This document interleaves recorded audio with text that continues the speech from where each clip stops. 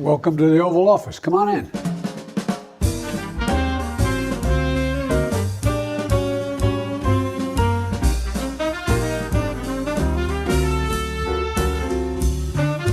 This is the White House. This is it.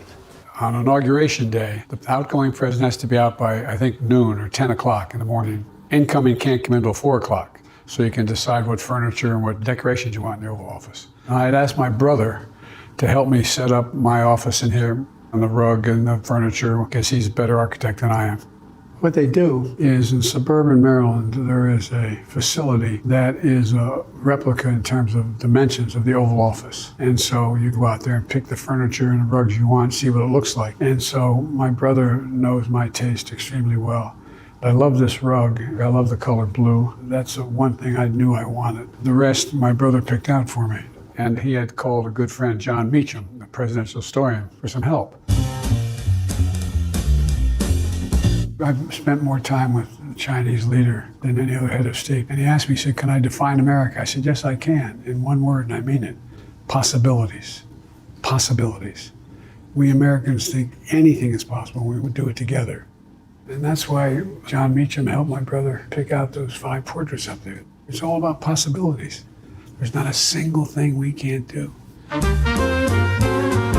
This was the Resolute desk that John Kennedy had. And remember that famous picture where John, his son, where he came out from under the desk? Well, he comes out this door here.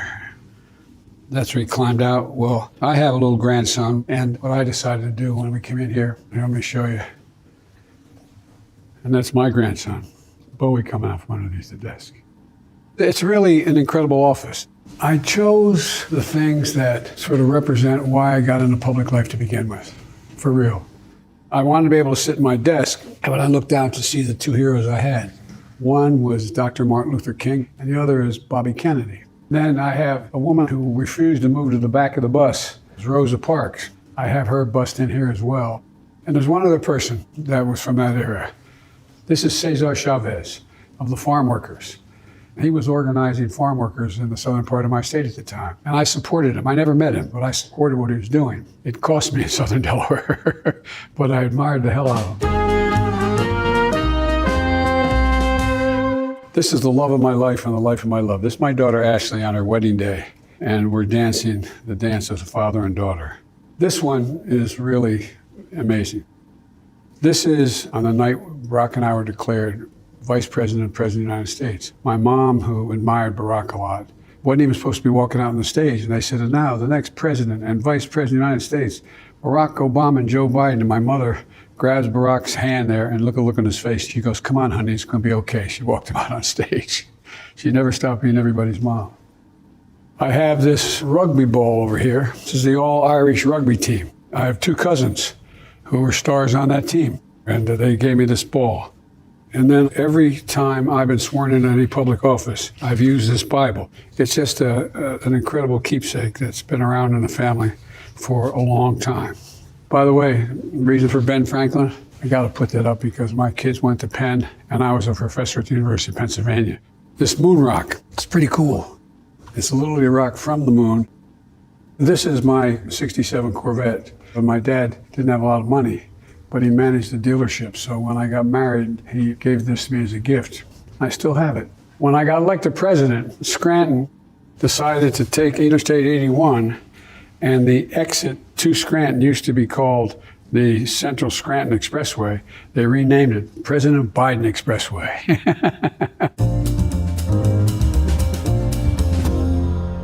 You know, there's a lot of other things in here that are of consequence to me. And I think of all the incredible things that have happened in this office over the last couple hundred years. And it really is just an incredible honor to be here. Let me show you back here. People don't get to go back here very often.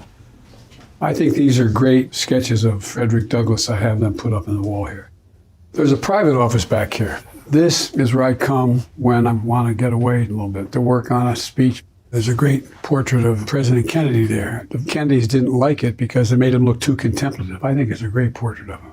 And on the wall here, a lot of kids will send me these cartoons, and I put them up on the wall, and then I take pictures of them and send them to the families. which the kids get a kick out of, but I think they're really neat.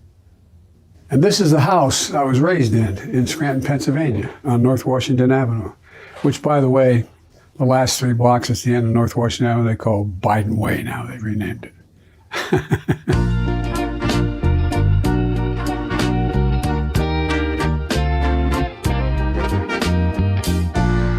This is a private dining room. Not many people get to come back here. Barack and I used to have lunch for those 8 years, once a week in this room right here. But I have a lot of personal family photographs back here. This is a picture of my son, Bo, who's passed away. That's my mom and my dad, and when I had darker hair. And here, they're what they call command coins. Command coins are given in the battlefield, and the president has a command coin. And my command coin has on the back of it the Bo's unit, or went to Iraq for a year. And so I'm going to give you a copy, give you one. If in fact, next time I see you, you don't have it, you have to buy the drinks, but you're in luck. I'm the only Irish who never met that's never had a drink in his life.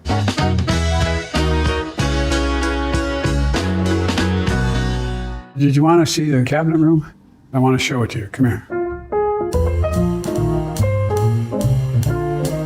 This is the cabinet room. Come on in. There's only one chair in here that's about 2 inches higher than every other chair. That's the president's chair.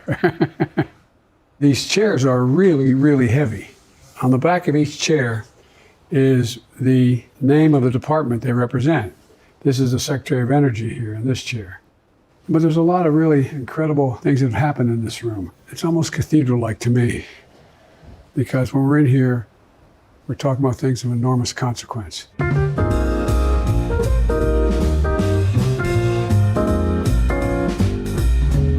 By the way, there's a tradition in my office.